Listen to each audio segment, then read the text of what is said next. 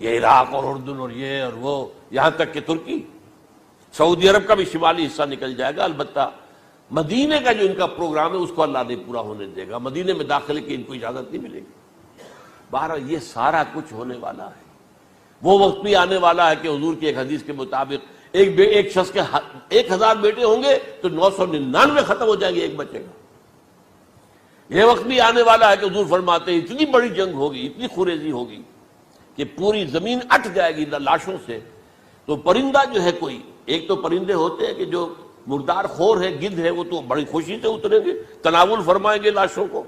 اسی طریقے سے کوے ہیں، چیلے ہیں، لیکن جو نفاست پسند پرندے ہیں وہ لاش کے اوپر اترنا نہیں چاہتے۔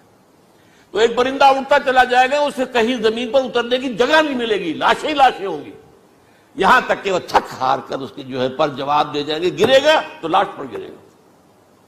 یہ وقت آنے والا، اور یہ یہودیوں کے ہاتھوں، یا یہودیوں کے جو سپورٹرز ہیں اس وقت، جو ان کے ہاتھ میں آلہ کار ہیں، ان کے ہاتھوں آنا ہے۔ میرے نزدیک اس کام کے لیے اس ملعون قوم کو، کہ جو حضرت عیسیٰ کے زمانے سے ملعون ہو چکی ہے، اس کو باقی رکھا گیا ہے، اسے یہ موقع دیا گیا ہے۔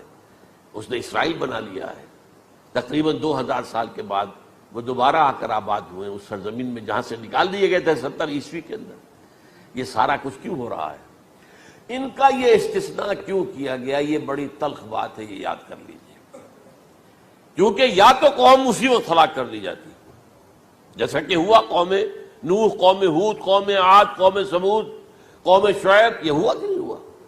اور سدوم اور عمورہ کی بستیاں جہاں حضرت لوط بھیجے گئے، اور آل فرعون جو ہلاک کیے گئے، یا تو پوری قوم ہلاک کی جاتی؟ نہیں، یہ یوں سمجھیے کہ اس پورے معاملے کو درمیان میں سے ایک وقفہ دے دیا گیا، حضرت عیسیٰ کو اٹھا لیا گیا، اور حضرت عیسیٰ دوبارہ آئیں گے۔ یہ کیوں کیا گیا؟ اب اس میں بڑی تلخ بات آپ سے کہہ رہا ہوں، یہ آپ کے لیے قبول کرنا آسان نہیں، حلق سے نیچے اٹھنے کی مشکل سے۔ اس قوم کو زندہ رکھا گیا ہے جو ملعون اور مغضوب علیہم قوم ہے۔ سب سورہ فاتحہ میں مفسرین لکھتے ہیں ضالین، یہ نصارہ ہے، اور مغضوب علیہم یہ یہودی ہیں۔ اور قرآن کہتا ہے لعن الذین کفروا من اہل الکتاب علی لسان داؤد وعیسی ابن مریم، لعنت کی گئی ایک ملعون اور مغضوب قوم کے ہاتھوں آخری امت محمد، اور اس کا بھی بہترین حصہ، اس پر عذاب ان کے ہاتھوں آئے گا۔ عربوں پر عذاب یہودیوں کے ہاتھوں، اس لیے ان کو بچایا گیا۔ یہ میں نے کئی دفعہ واقعہ سنایا، مولانا اسلائی صاحب بتایا کرتے تھے، کیونکہ وہ راجپوت تھے، یو پی کے راجپوت مشرقی حصے کے، کہ ہمارے ہاں کوئی نوجوان اگر کوئی بڑی گری ہوئی حرکت کرتا تھا تو اس کے سر پر چمار کے ذریعے، چمار کے ہاتھوں جوتا لگوایا جاتا تھا۔ اگر راجپوت کے سر پر راجپوت کا جوتا گرا تو چلو تکلیف تو ہوئی، لیکن یہ کہ راجپوت کا جوتا گرا ہے نا، پڑا ہے، لیکن راجپوت کے سر پر چمار کا جوتا، جس کو آپ انگریزی میں کہتے ہیں to add insult to injury, وہ تکلیف بھی ہے جوتا کھانے کی، اور انسلٹ ہے کہ ایک چمار مار رہا۔ یہ امت سب سے خیر امت ہے، کنتم خیر امت اخرجت للناس۔ اس کے لیے عذاب بھی بدترین آئے گا، اور کن پر آئے گا؟ اس امت کا جو اصل نیوکلیس ہے عرب، جس کے بارے میں حضور کی حدیث موجود ہے ویل للعرب، عرب کے لیے بہت بڑی ہلاکت ہے۔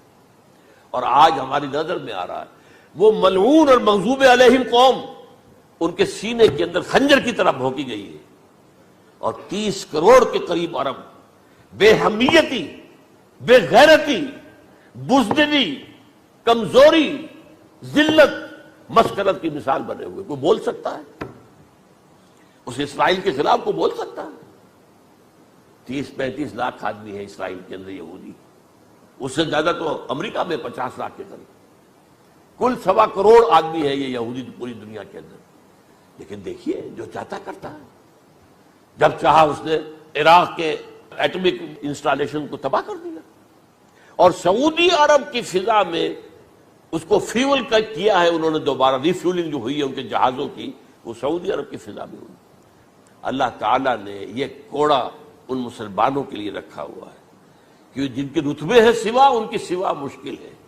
جتنا اونچا مقام اللہ نے دیا عربوں کو، ان میں حضور کو اٹھایا۔ ان کی زبان میں اپنا آخری کلام نازل کیا، تو ان کی ذمہ داری بھی بہت ہے۔ جن کے رتبے ہیں سوا، ان کی سوا مشکل ہے۔ یہ ہے میرے نزدیک واللہ اعلم